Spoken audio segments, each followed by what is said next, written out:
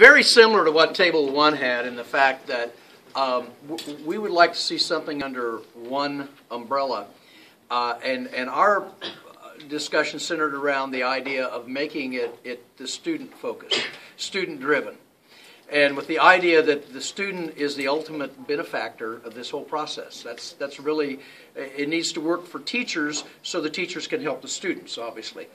But so much of what we have today, that students are getting out and not being prepared to go into a career or the workplace, the real fact of the matter is, at least in our part of the state, the majority of kids in high school are not going to go to a four-year university.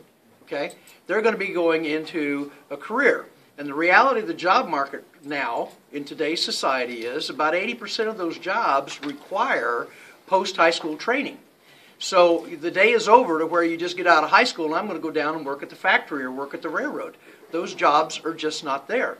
So what we want to do is have some sort of a mechanism that students can begin, not just in high school, but younger, that parents and teachers can help get that kid to start looking at as to what does it take to become a welder. You know, I like to do that, so what am I going to need to do? And the other thing is that along with that, there could be a lot of resources that that students would use. They wouldn't have to go through the portal of a guidance counselor or have to be at school to do it. But you all know, I think, how you have, at least I can speak for myself, that with technology, I check my email everywhere, all the time.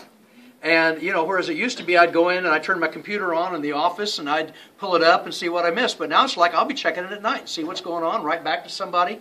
And I think students, part of the thing is we want to get buy-in in the students, because education is not something you do to somebody, but it's something that the kids become the active participant.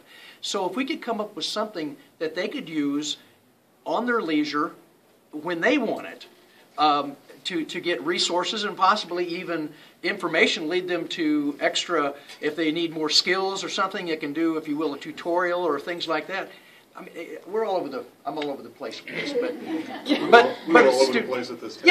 but it's basically something that students can access, and it's going to be student driven.